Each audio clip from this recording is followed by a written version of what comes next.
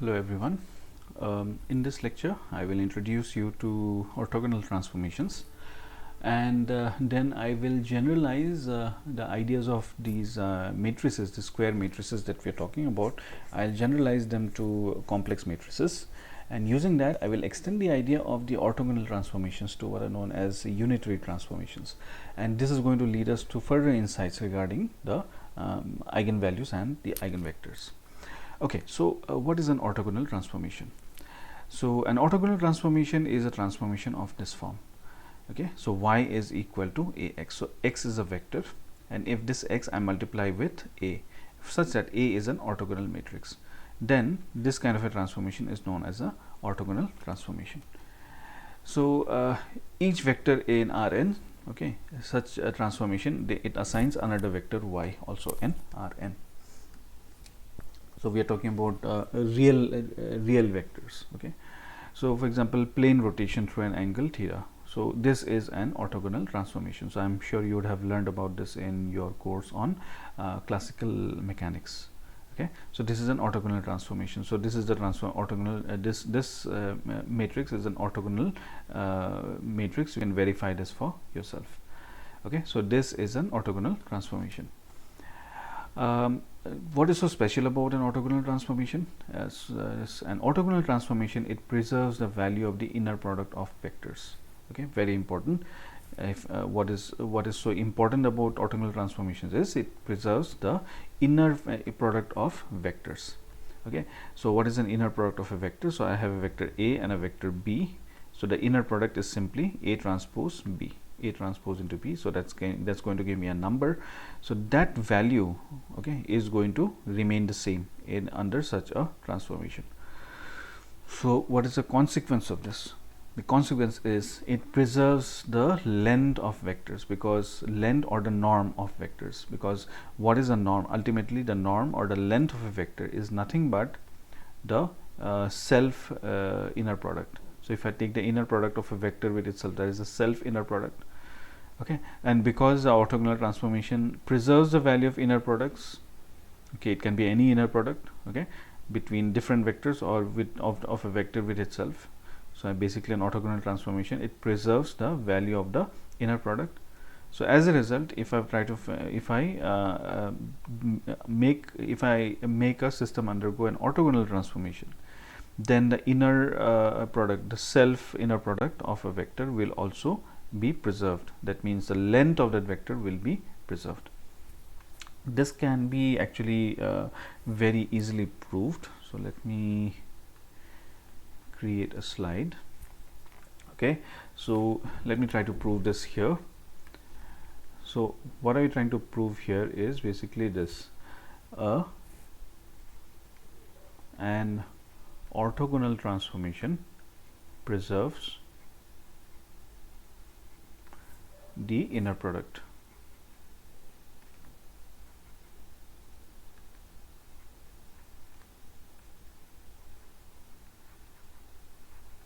Preserves the inner product.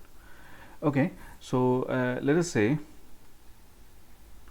let A, okay, be orthogonal. Okay, so if A is orthogonal, then what should happen? The transpose. Okay, so this is how we define an orthogonal matrix. The transpose of that matrix is equal to its inverse. The transpose of the matrix is equal to its inverse. Okay, so now let's say I am having two vectors. Okay, so consider two vectors. Let's say one vector is A and another vector is B. Okay, so we have two vectors A and B. So now what we will do is we will make both of these vectors undergo an orthogonal transformation. Okay, so we make performing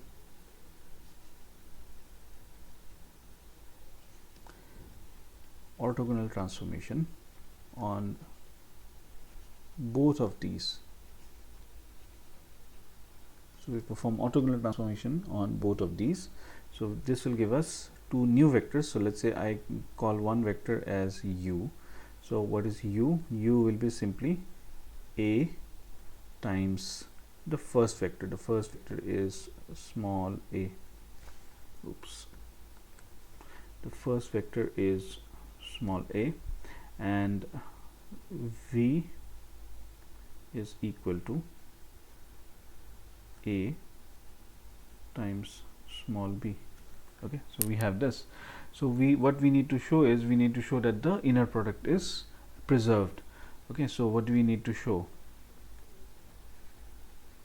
We have to be very clear about what we want to show. We want to show that the inner product is preserved. That means all we need to do is, we need to show that, because you see this is the transformed vector, this is these are the original vectors, a and b are the original vectors and u and v are the transformed vectors. So if I take the inner product of u and v, or if I take the inner product of a and b, it really does not matter, because both, it has undergone a orthogonal transformation. So that means if I take the inner product of u with v, this should be equal to the inner product of a with b.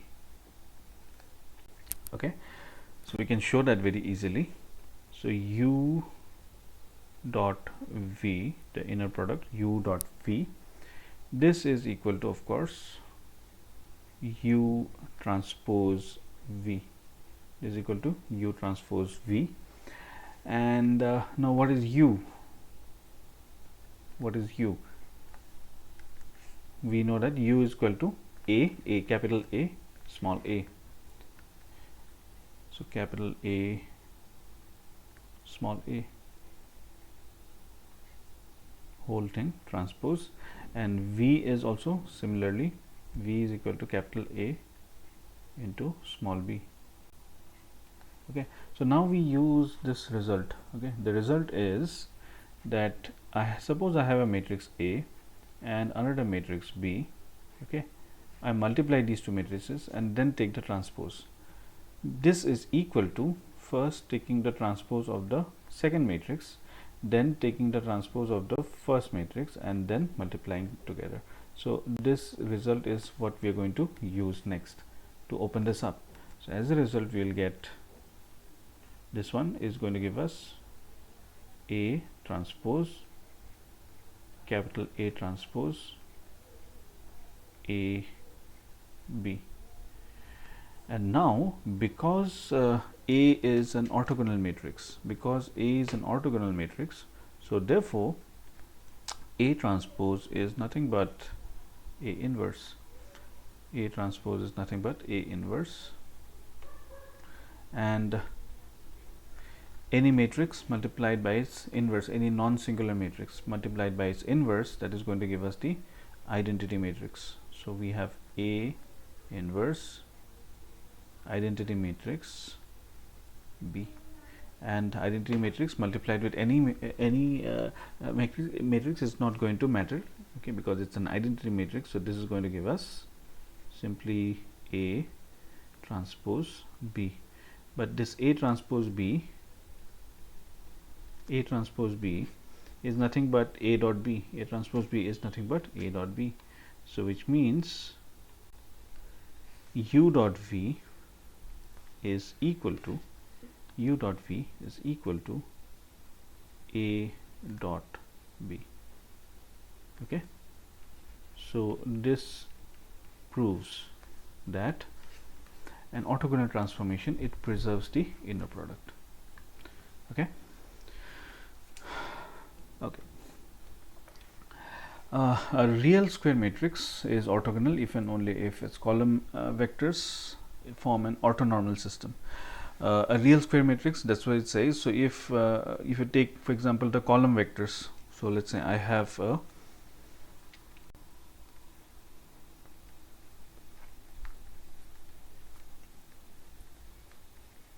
these are the elements,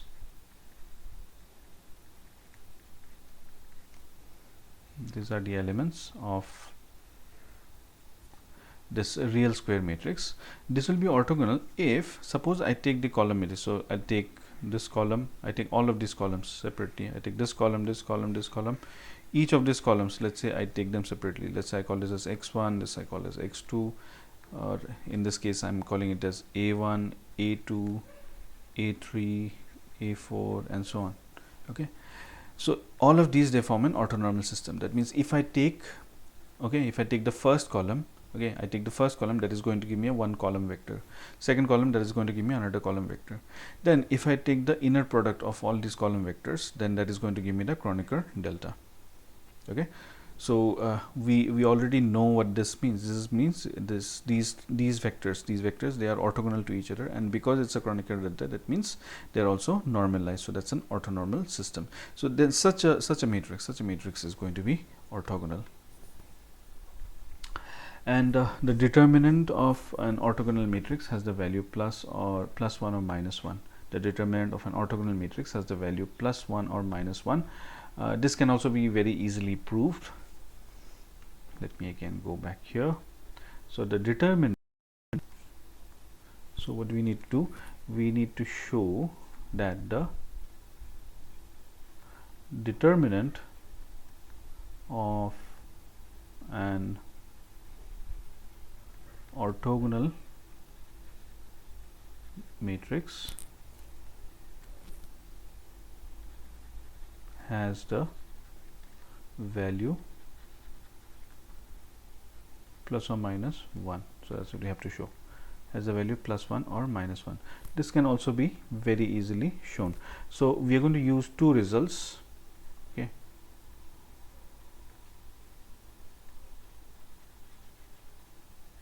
we're going to use two results. The first result is, if suppose I have one matrix A and another matrix B, and I'm multiplying these two matrices, and then I take the determinant, that is equal to taking determinant of either of the matrices, and just multiplying these determinants. So that's the first result that we'll be using.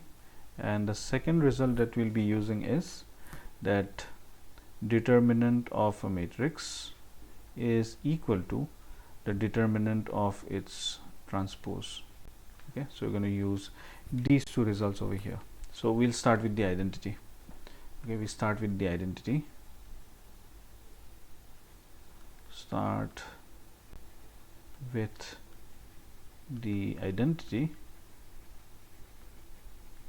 And the identity is that the determinant of the identity matrix is always equal to 1. The determinant of the identity matrix is always equal to 1. So we have the identity matrix. If I take its determinant, this value will always be equal to 1. Okay, so now the identity matrix, we can always write the product of a matrix with its inverse. The product of a matrix with its inverse will always give us the identity matrix. So this identity matrix can be written as A inverse, which is equal to 1. Now since A is orthogonal, so therefore this A inverse can be written as A transpose, which is, of course, it is equal to 1. Okay, so now we're going to use this result, that is two matrices. If I take the if I want to take the determinant of the product of two matrices, that is the same as taking the determinant of the first multiplying with the determinant of the second. So using the first result, we have determinant of A times determinant of A transpose, this is equal to 1. Then we use the second result. The second result is determinant of A and the determinant of its transpose, they are both equal, they are both the same. So we might as well just replace this with determinant of A, so that gives us determinant of A squared is equal to 1, and from here the determinant of A, the value of that is going to be equal to plus or minus 1. So this shows that the determinant of an orthogonal matrix is either plus 1 or minus 1. Okay, so eigenvalues of an orthogonal matrix are real or complex conjugates in pairs, and they have a absolute value of 1. So these theorems are very useful in, again, in objective type questions. Now I'll introduce complex matrices and see how these complex matrices, they can be used to extend the idea of an orthogonal transformation to something called as a unitary transformation. So a conjugate matrix. So first we'll start with a conjugate matrix. Okay, I have a square matrix, a complex square matrix where the elements could be complex numbers. So what is a conjugate matrix? A conjugate matrix is obtained by taking the complex conjugate of every element in A. So for instance, if I have, let's say, matrix A is equal to 3i 2 minus 7i 1 plus 5i and 6, then what will be the conjugate matrix? The conjugate matrix in this case will be simply the conjugate of each of these elements. So 3i, so this will be minus 3i. This one, 2 minus 7i, is going to become 2 plus 7i. Here we have 1 plus 5i, so this is going to become 1 minus 5i. And lastly we have 6 because it's a real number, so it does not matter. Okay. So complex conjugate matrix is obtained by taking the complex conjugate of every element in A. Now what is a conjugate transpose matrix? Conjugate transpose matrix, you just go one step further. After taking the conjugate, you take the transpose also. So that is known as a conjugate transpose, and this is denoted very famously, this conjugate transpose matrix, it is denoted very famously by A dagger. So if I say A dagger, it means you are not only you are taking the transpose, you are also taking the conjugate. And it does not matter, you may first take the conjugate and then take the transpose, or you may first take the transpose and then take the conjugate. Both will give us the same result. So that's known as a conjugate transpose matrix. Okay, so A dagger, whenever I say, that means I'm talking about a conjugate transpose matrix.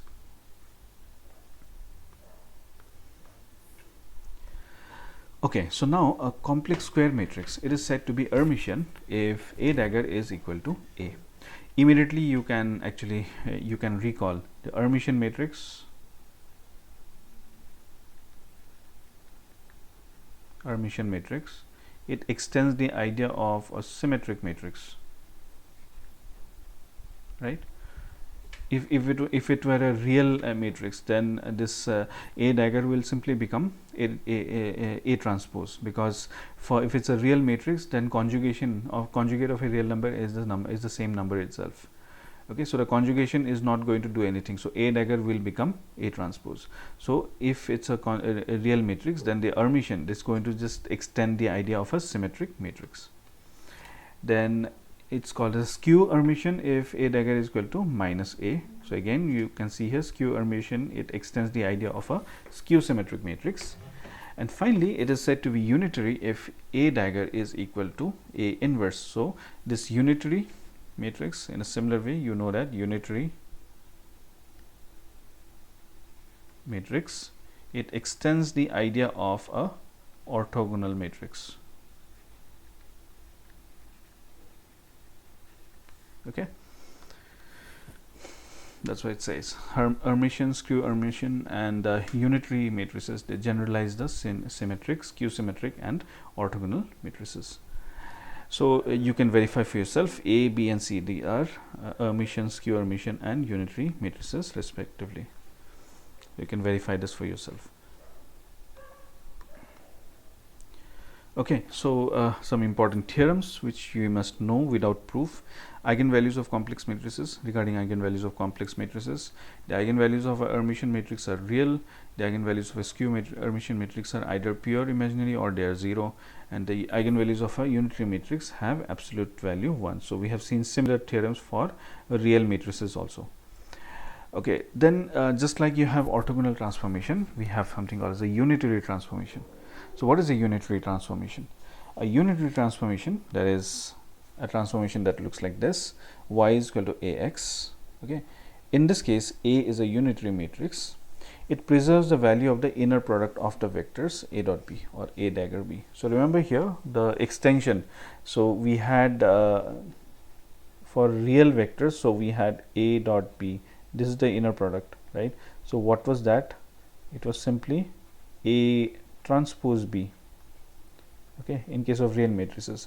But if you consider complex matrices, then it will become simply a dagger. Okay, instead of A transpose, it becomes A dagger B, because this dagger operator, it extends the idea from transpose. It just goes one step further. It performs the conjugation also. So just like an orthogonal transformation, it preserves the inner product of vectors in a similar way, and unitary transformation also preserves the inner product of vectors. So A dot B is equal to A dot B is equal to A dagger B. So that's the inner product, and it remains preserved. So you can try to prove this along similar lines how I had proved for the orthogonal transformation. You can try to prove the same for unitary transformation as well. Then we call something called as a unitary system, pretty much like an orthogonal system. A unitary system is one in which I have these vectors A, a system of vectors A's, and taking the inner product of that, it gives us the Kronecker delta function. Okay, so it extends the idea of an orthonormal basis. The orthonormal, when I take the inner product, we'll get a Kronecker delta. In a similar way, a unitary system, it extends that very same idea. A square matrix is unitary if and only if its column vectors and also its row vectors form a unitary system. So this is a counterpart of an earlier theorem that we had seen. Okay, a square matrix is orthogonal if its column vectors they form a orthonormal system. So that was the theorem. So this is the very same theorem, but applied in the case of complex matrices. The determinant of a unitary matrix has absolute value 1. We have already seen a similar theorem for orthogonal matrices. Then linear independence of eigenvectors. So let's say lambda 1 to lambda k, these are distinct eigenvalues of an n cross n matrix. Then the corresponding eigenvectors, for each of these eigenvalues we have eigenvectors. So each of these eigenvectors, they will form a linearly independent set. The basis of eigenvectors, so if I have a n cross n matrix which has got n distinct eigenvalues, then A has got a basis of eigenvectors. Then this Hermitian, skew Hermitian or unitary matrix has a basis of eigenvectors in Cn, which will be a unitary system. If it was real, then that would have been an orthonormal system. A symmetric matrix has an orthonormal basis for eigenvectors in Rn. We have seen that already. Okay, so some properties of eigenvectors. Okay, some more properties. Basis of eigenvectors of a matrix is of importance if you are interested in such a transformation. Y is equal to Ax. Suppose we have x1, x2 and so on. These are eigenvectors of A. Then they form a basis. Then any vector, okay, suppose I have a vector x, okay, it can be written as a linear combination of these x1, x2 and so on. These are the eigenvectors. They are going to be linearly independent, okay, because they form an orthonormal system. They form a unitary system. So I can write down x as a linear combination of these x1, x2 and so on. Then y is equal to Ax. We know y is equal to Ax, and A is equal to A and times x. X is equal to C1 x1 plus C2 x2 and so on. Now open this up. So C1 A x1 plus C2 A x2 and so on. Now we know that this A, okay, this x1 is a eigenvector. So when A operates on x1, it will give us the corresponding eigenvalue. That eigenvalue is lambda 1. Similarly, when A operates on x2, it will give us the corresponding eigenvalue, which is lambda 2 and so on. So you can see here this y can be also written as a linear combination of the same x1, x2 and so on. So some general observations on any real symmetric matrix. Each eigenvalue of A of this real symmetric matrix, each eigenvalue is real. Each eigenvector corresponding to lambda has got real components. The eigenvectors associated with different eigenvalues are orthogonal to each other. Eigenvectors associated with repeated eigenvalues can be chosen to be orthogonal. So I'll stop this lecture over here. In the next lecture, we will explore what are known as similarity transformations. Thank you.